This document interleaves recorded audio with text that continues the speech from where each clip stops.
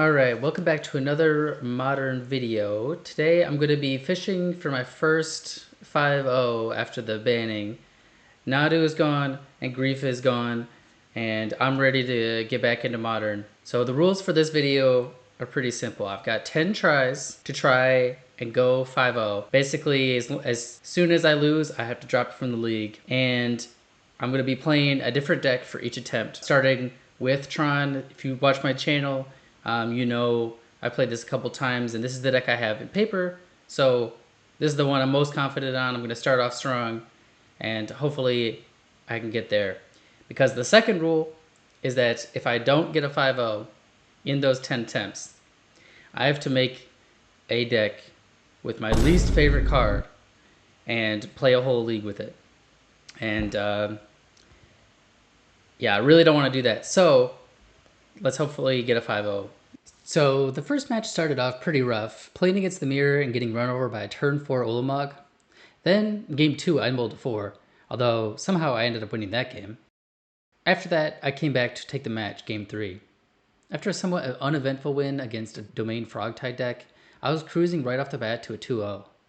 Then match 3 started, and I was up against maybe the fastest deck in the format, Ruby Storm. After an Alchemist Gambit mishap where my opponent took an extra turn without actually having a way to kill me, I was off to a good start in the match. 44 goblins? Let's see if they can give it haste. Okay, and they concede. Alright, well, I guess one lesson is if you're good to cast an Alchemist Gambit, you should probably have a way to actually win the game. I had my opponent down to 0 cards in hand in game 2. Okay, Manamorphose to continue the chain. I think it all kind of comes down to this draw here. They find more action. Based on the fact they're not playing anything, doesn't look like it. I would assume if there was another impulse drawer that they would just be casting that right away. Wow, it's another Past in Flames. After that, we went to a game 3, and I did my best to exile their lands. My opponent was able to find the mana they needed to win the match and end my dreams of a 5-0 run. For my second attempt, I decided to fight power with power by registering Boros Energy, the consensus best deck in the format with Nadu banned. My dreams were dashed in games 2 and 3 by an Esper Reanimator deck that I was definitely not prepared for. That ended my second run, and I had to go back to the drawing board. At this point, I was not feeling good about my chances of evading the Chef's Kiss. Round 3, I decided to play Ruby Storm, the deck that knocked me out on my first attempt. The first match went swimmingly, and I dispatched Hardened Scales by fumbling through my combo for a couple of games. The next match was even easier. Up against Green-Black, I comboed on turn 3, 2 games in a row for a very quick dub. Next up, my hardest matchup yet, Dimir Murktide. Not only does this deck have removal from my Ral and counterspells from my medallions, they've got a fast clock and card advantage to boot. Nevertheless, I was able to fight through a Frog and a Bowmasters in game 1 to take home the lead going into game 2. See if they have a subtlety or something. That'd be one awkward part. Let's go for Manamorphose. Seems like I'm kind of telegraphing what I have here, but don't really know what another way to do it. So, all right, here's Veil. Heads. Lost the flip. Okay. Don't want to do that quite yet. Drew a Past in Flames. Okay, I won the flip. Does that mean I probably just flip Ral here?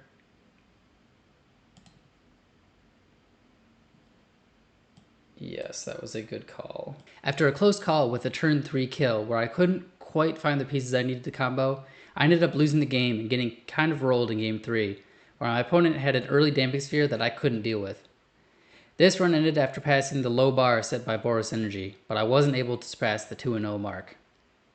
It's time to come back stronger, and I pulled out a Jeskai Control for my 4th attempt. I 5-0'd on this channel before with the Orim's Chant Isochron Scepter version of the deck, so I had some confidence going into this run. First round, I was up against Esper Goryo's Vengeance, which was back after being weakened by the Grief ban. I was able to pick up game 1 after stopping them from sticking a Psychic Frog and outgrinding them. Fortunately, game 2 went pretty quickly to my opponent, as I wasn't able to keep up in cards or lands while they got an Atroxit into play. Game 3 was much different, as I was able to fight through my opponent's resources and hold up a surgical extraction to deal with Agrorio's vengeance. Then, knowing that my opponent's last 2 cards were both ephemerate, all I had to do was fade to draw a step or 2 until my ring could carry the game away. Alright. This time I know they don't have another binding. Okay, I picked up a March. That's lethal if I can find a couple of white cards. No way! Oh my god. Oh my god. I can't believe that.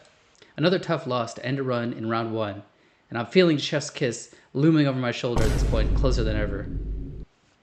For attempt number 5, I pulled out a bit of a throwback, playing Indomitable Creativity.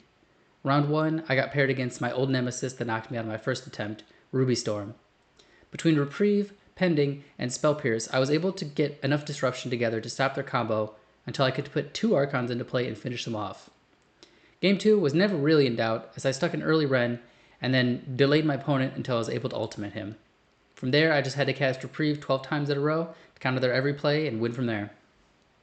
Next up, I was instantly taken aback when my opponent revealed a Karuga as their companion. Up against Karuga, I think this hand is fine. It's a little slow, but my opponent is presumably not casting anything until turn 3, so...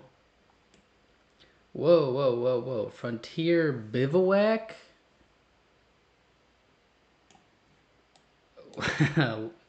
Okay.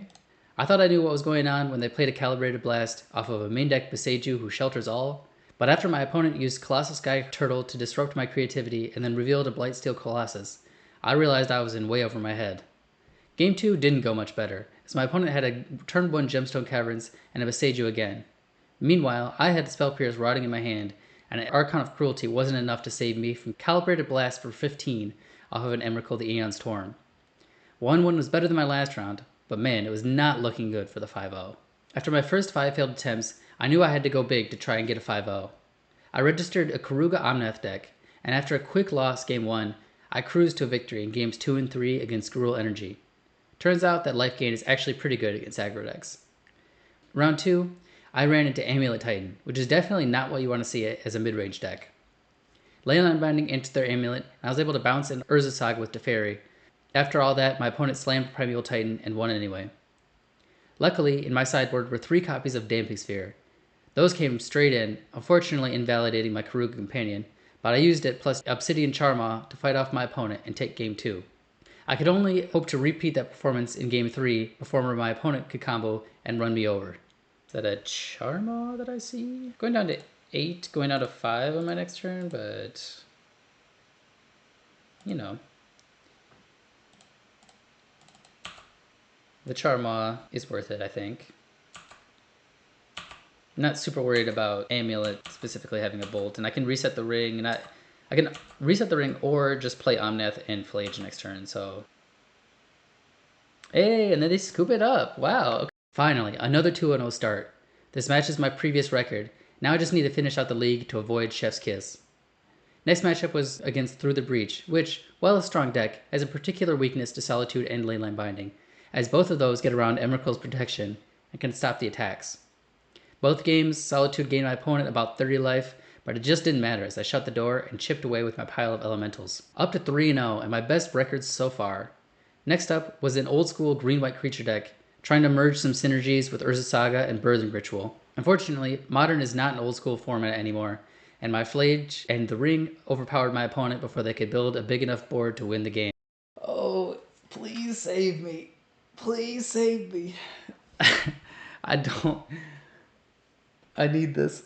I need this to not play Chef's Kiss. So, this was it. 4-0. On the precipice of going 5-0. On the brink of avoiding the dumbest card ever made. My opponent opened on a 1-lander into Nethergoyf, and I was feeling good as I bounced the Goyf with Teferi. But then, disaster struck. Burning Inquiry. Oh wait, I screwed up.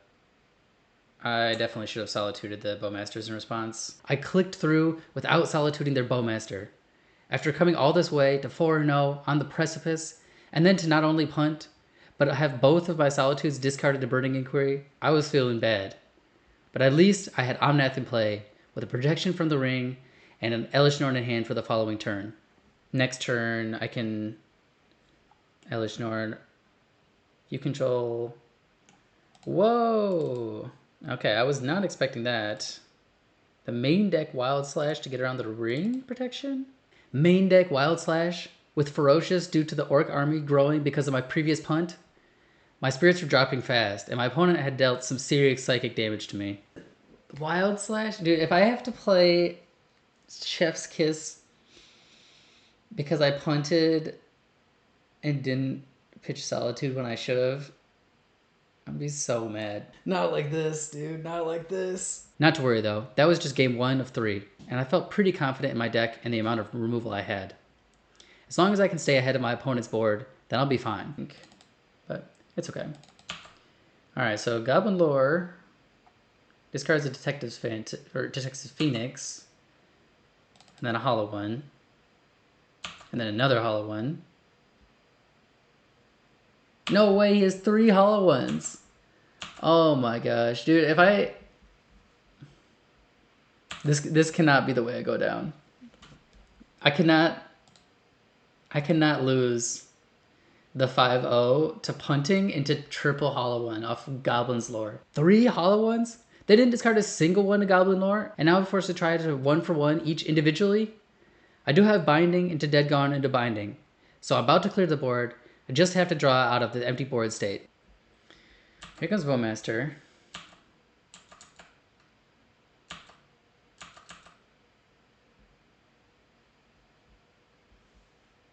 Inti.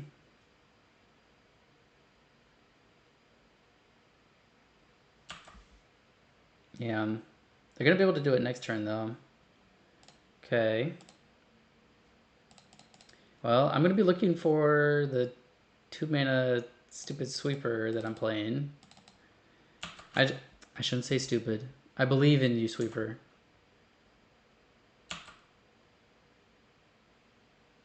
Neither is Hallowed Fountain. Oh, no! Oh my gosh. And I go down, with my opponent refilling the board and killing me while I watch with nothing in hand. Chef's Kiss wins again, and at this point, I'm seeing it everywhere. Ended up 4-1. Oh, and it's so brutal. It doesn't even feel like a win, even though this deck was sick, and I went 4-1 with it. I'm just thinking about Chef's Kiss right now. No matter where I go, Chef's Kiss just haunts me. Next, to get my mind off the punt with that beautiful Omnath deck, I went back to caveman mode and decided to beat my opponent down with Gruul Prowess. Assault Strode, Scale Up, Slick Shot, Show Off. What could go wrong? Round 1, I was paired against Naya mid-range, which seemed like a great matchup. Mutagenic Growth does wonders against Bolt and Flage, and my flyers were unblockable as I cruised to a turn 3 win. Game 2, my opponent brought out the big guns, playing a turn 2 Damping Sphere to slow down my combos. I heard cast a Show Off to try to put the pressure down, and they answered with the Flage. I look at the top of my opponent's library to see the Scourge of Modern, the One Ring. I plot a Show Off and then pass, waiting for the worst. My opponent is stuck on lands. They pass with 3 mana up, and I know with Show Off coming down and Blossoming Defense in hand that victory is coming soon.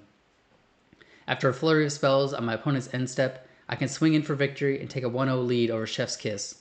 Round 2 was a tougher matchup, facing off against Mardu Energy, which adds Static Prison and Discharge to the removal suite, along with Flage. Game 1 follows that blueprint, my creatures going down left and right, and my opponent finishing me off with a hasty Flage. Game 2, much better for me. I started off with a few creatures, and while they tried to build up the board, I went Lava Dart into Lightning Bolt to clear it, and swung their life points down to 0. So it all came down to Game 3, with my opponent on the play. They started with an Ocelot Pride, which I bolted, and they followed that up with an Ajani. That stopped my Swift Spear from attacking long enough for them to get a Guide of Souls into a double Amped Raptor. Without a flyer to evade my opponent's ground pressure, I slowly went down in a fiery blaze of Flying Cats and Dinos. Dead for attempt 7, and forced to move on to another deck. I'm not gonna lie, the last 3 attempts were some of those brutal Magic that I've ever played. My first try was with Domain Zoo, incorporating the power of Psychic Frog into a Leyline Scion shell. Up against Boros Energy, and then down against Boros Energy. The ghost of Chef's Kiss was lingering all around me at this point, laughing at my futility as I flailed around, looking for anything that gave me the opportunity to evade capture. I took a risk and went for Amulet Titan, a deck that I played before, but I'm still extremely confused by whenever I try it. And then boom, paired against Mill. And of course, I didn't pay the Mill tax by putting an Eldrazi in my sideboard. At this point, I swear Chef's Kiss is out to get me, pairing me against at least 2 to 3 crabs every single game and refusing to let me have Solace in a single sideboard card. Finally, I go back to a deck that consistently top 8s challenges every weekend without showing signs of slowing down for anyone. Through the Breach. This deck is powerful, and even my trembling hands couldn't screw this up, right? Force Negation through the Breach, Blind Surveil, Gristlebrand to the yard, GG. Okay, but I've got sideboard cards now, which are the bane of every Reanimator deck. Turns out, I didn't need them, as even Chef's Kiss couldn't stop me from winning a game with a turn 2 copy of the Ring. The opening turns of Game 3 were a slugfest, with my opponent trying to get their board set up for reanimating an Atraxa, and me casting multiple Kozilek's commands to stop them. Then, as the board gets cleared and graveyards are emptied, my opponent draws their card for turn. Boom, Fallagia Archaeologist, putting an Ephemerate into their hand. Ephemerate finds another Ephemerate, which finds a Gordia's Vengeance and an Ulamog. I can feel the presence of Chef's Kiss manipulating my opponent's deck and making sure I never had any chance, as the last of my 10 attempts dwindles away, and leaves me as a hollow shell of my former self, with nothing left to fill it but a league's worth of Chef's Kiss. So, I failed. I failed to go 5-0, and as such, I'm going to have to go through a full league with 4 Chef's Kiss in my deck. I'm going to leave it as a cliffhanger there. If you're wondering why does he hate Chef's Kiss so much, you're just going to have to tune in next time to see. This video is a little different than my other videos, and it took a lot more effort, so if you like this video, please like and subscribe, and let me know how I can salvage this Chef's Kiss deck in the comments. I'm really at a loss here.